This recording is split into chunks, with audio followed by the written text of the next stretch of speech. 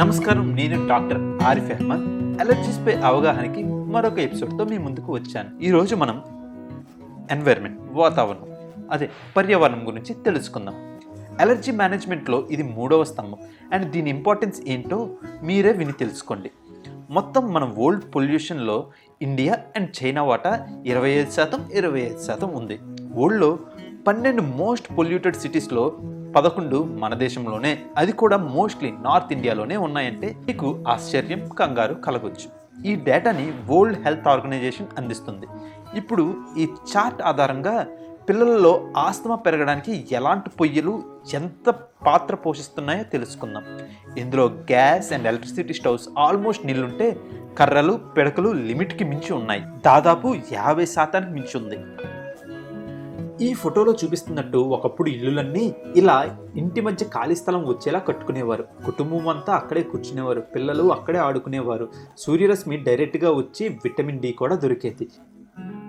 కానీ ఇప్పుడు ఇలాంటి ఇల్లులన్నీ విరగ్గొట్టేసి కొత్త భవనాలు నిర్మిస్తున్నారు.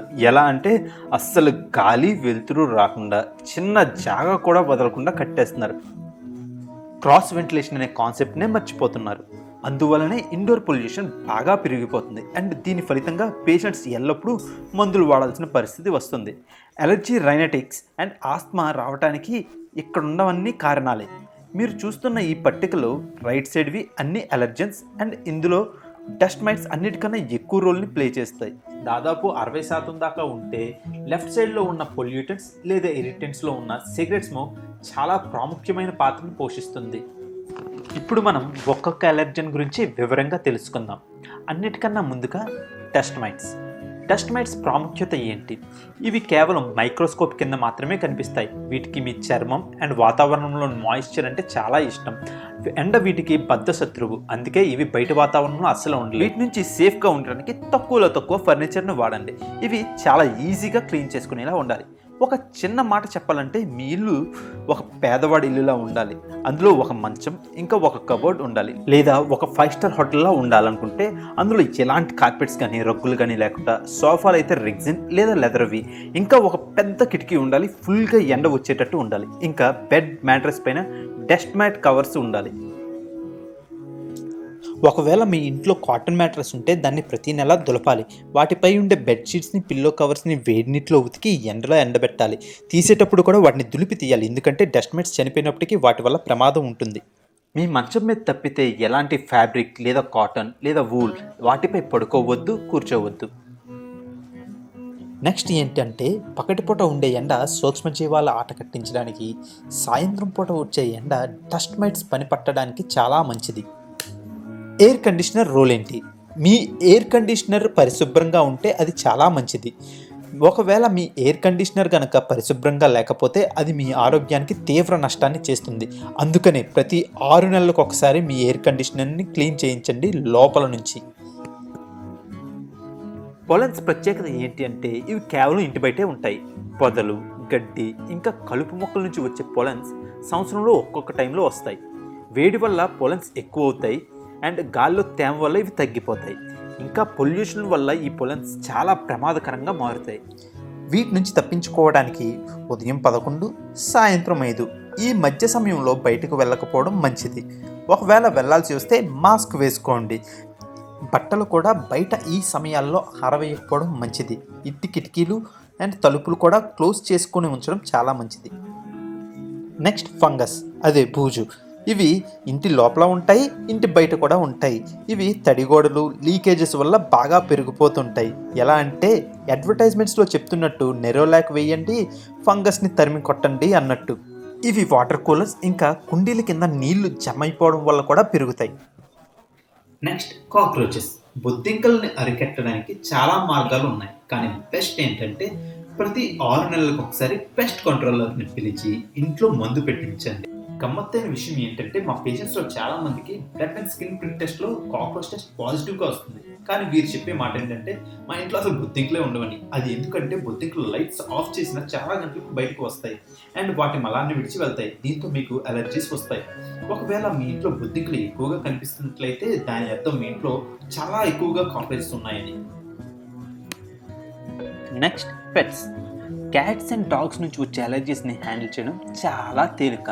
వాటిని బయట నుంచితే సరే, చెప్పడం చాలా ఈజీ, కానీ చేయడం చాలా కష్టం. ముఖ్యంగా ఈ మాటలు టీనేజ్ పిల్లలకు చెప్తే మీకో దన్నం, మీ కన్సల్టెన్సీకో దన్నం అని చెప్పి మన మాట వినకుండా వెళ్ళిపోతారు.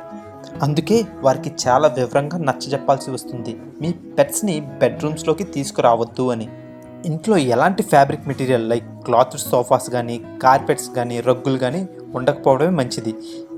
ఇంకా ప్రతి వారం మీ పెట్స్కి స్నానం చేయించండి. పిల్లి మీ ఇంట్లోనే ఉండాల్సిన పని లేదు. మీ బిల్డింగ్లో ఉన్నా సరే మీకు అలర్జీని గిఫ్ట్గా తీసుకొస్తుంది.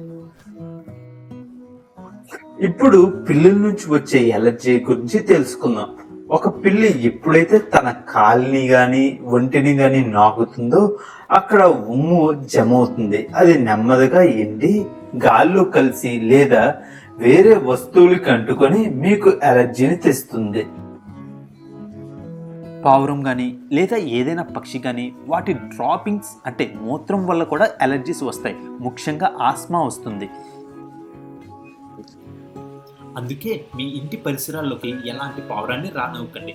ఒకవేళ పావురాలు కనుక వస్తే వాటిని తరిమి ఆ ప్లేస్ అంతా క్లీన్ చేసి అక్కడ నెట్స్ వేయించండి.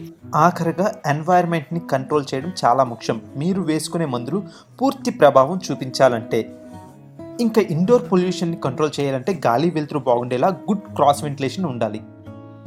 ఇంకా ఇంట్లో ఎలాంటి స్మోక్ లేకుండా చూసుకోండి, ఎస్పెషల్లీ సిగరెట్ స్మోక్.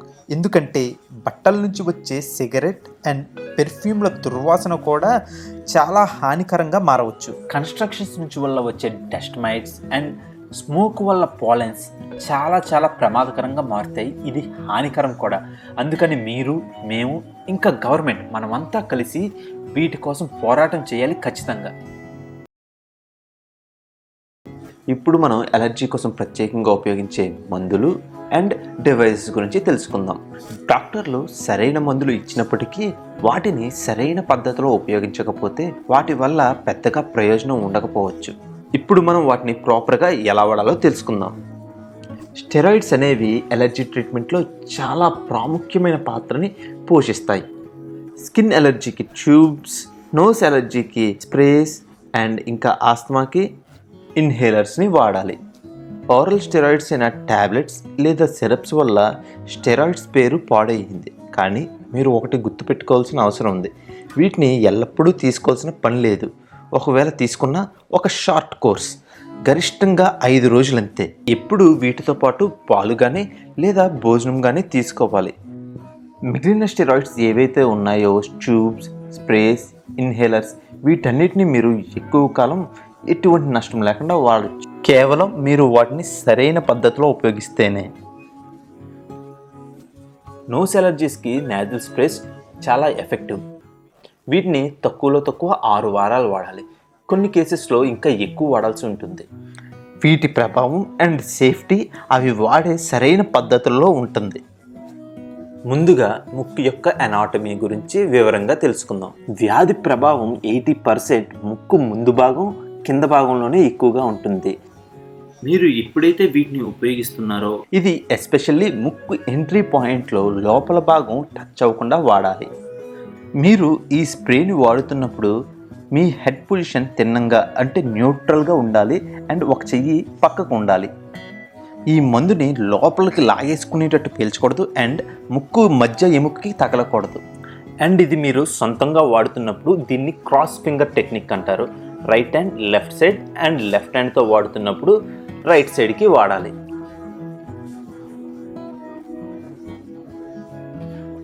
నేను మీకు ముందు ఎపిసోడ్స్లో ఆస్మా వల్ల లంగ్స్ మీద ప్రభావం ఎలా ఉంటుందో చెప్పాను. అందువల్ల ఆస్మాకి ఇన్హేలెడ్ స్టెరాయిడ్స్ చాలా అవసరం. ఆస్మాలో ఈ ఇన్హేల్డ్ స్టెరాయిడ్స్ ఆస్మా ట్రీట్మెంట్లో ఒక విప్లవాన్ని తెచ్చింది. ఇన్హేల్డ్ స్టెరాయిడ్స్లో మందు డైరెక్ట్గా లంగ్స్లోకే వెళ్తుంది, మీరెక్కడికి వెళ్ళదు. ఇవి మీరు వేసుకునే ట్యాబ్లెట్స్తో పోల్చుకుంటే కేవలం 1/100th డోసేజ్ ఎఫెక్ట్ మాత్రమే. అందువల్ల వీటిని కరెక్ట్గా ఉపయోగిస్తే దీన్ని చాలా ఎక్కువ కాలం వాడచ్చు, ఎలాంటి సైడ్ ఎఫెక్ట్స్ లేకుండా. రెండవది డ్రై పౌడర్ ఇన్హేలర్స్. ఇవి 2 రకాలు, ఒకటి క్లోజ్డ్ వన్, ఇంకొకటి ఓపెన్ చేసి ఉన్నది. ఓపెన్లో మీరు ఇలా క్యాప్సూల్ పెట్టి ఒకసారి దాన్ని తిప్పి నోట్లోంచి పీల్చాలి. మీకు ఈ రెండిట్లో ఏది నచ్చితే అది వాడుకోవచ్చు.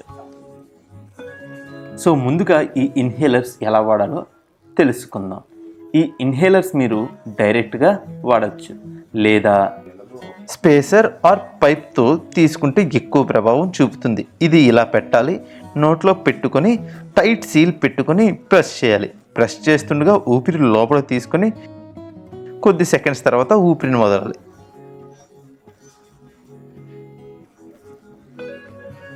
ఇప్పుడు నీళ్లు తాగడం కానీ పొక్కులించడం కానీ చేయాలి, ఎందుకంటే నోట్లో ఉండిపోయిన రెసిడ్యూ మెడిసిన్ మంచిది కాదు.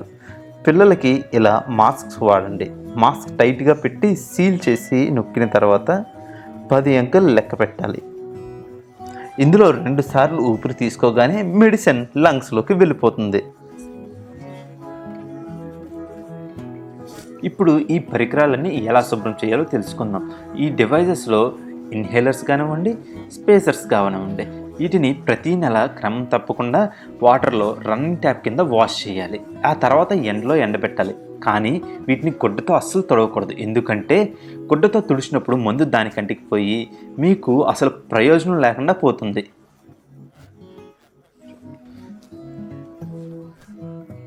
ఈ మధ్యకాలంలో నెబులైజర్స్ చాలా ఇళ్లలో వాడుతున్నారు, ఎస్పెషల్లీ కరోనా తర్వాత నుంచి. చిన్నపిల్లల్లో నెబులైజర్ వాడాల్సి వస్తే అది కేవలం వారికి ముక్కు పట్టేసినప్పుడు వాడాలి, అది కూడా సెలైన్ నెబులైజేషన్ మాత్రమే వాడాలి. వీటికి వేరే మందులు చాలా ఉన్నాయి, కానీ మనం వాటి గురించి తర్వాత డిస్కస్ చేసుకుందాం. ఇంగ్లాండ్లో ఆస్మా చికిత్సకి ఈ నెబులైజర్ మిషన్ని బ్యాన్ చేశారు. ఆస్మా చికిత్సకి కొన్ని మెడిసిన్స్ అందుబాటులో ఉన్నాయి. అందులో సాల్బ్యూటమాల్, అది బ్లూ కలర్లో ఉంటుంది, అండ్ అది మనం వాడినప్పుడు ఎప్పుడు ఆక్సిజన్తోనే కంపల్సరీగా ఇవ్వాలి. ఈ మందు మనం కేవలం ఇందులోనే వేయాలి. ఇందులో 5 ml సెలైన్ కలిసి ఉంటుంది అండ్ ఆక్సిజన్ని కనెక్ట్ చేసి రఫ్గా 5 to 6 లీటర్స్. అండ్ దీన్ని వేగంగా కనీసం 10 నిమిషాల పాటైనా తీసుకోవాలి. అండ్ వీటిని ఆక్సిజన్తో తీసుకోకపోతే అది మీకు కొన్నిసార్లు చాలా ప్రమాదాన్ని తీసుకొస్తుంది.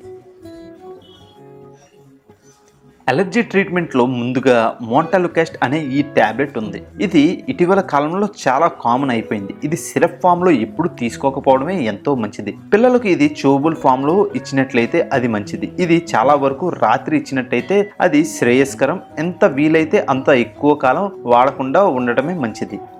రెండవది యాంటీ హిస్టమైన్స్. వీటిలో చాలా రకాలు ఉన్నాయి అండ్ వీటిని ఎటువంటి నష్టం లేకుండా ఎక్కువ కాలం వాడచ్చు. ఇది రాత్రి వేసుకోవడం చాలా మంచిది. మూడవది సెలైన్. అసలు సెలైన్ అంటే ఏంటి? అది సాల్ట్ వాటర్. దీన్ని యోగాలో అయితే జల్నీతి అని పిలుస్తారు. ఇది డ్రాప్స్లో వస్తుంది, స్ప్రే కింద కూడా వస్తుంది. అండ్ వీటిని నెబులైజర్ ద్వారా కూడా ఉపయోగించుకోవచ్చు. ఇప్పుడు వీటిని ఎలా ఉపయోగించాలో, ఎలా ఉపయోగిస్తే మంచిదో ఈ వీడియో ద్వారా నేను మీకు చెప్తాను.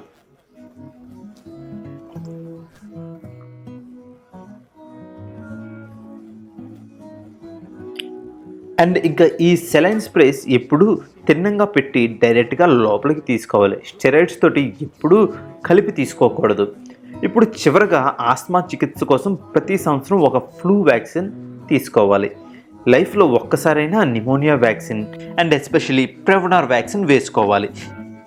ఇప్పటి వరకు మనం అలర్జెన్స్, పొల్యూటెంట్స్, ఇంకా అలర్జీస్కి వాడే మెడిసిన్స్ అండ్ డివైజెస్ గురించి డీటెయిల్గా తెలుసుకున్నాం.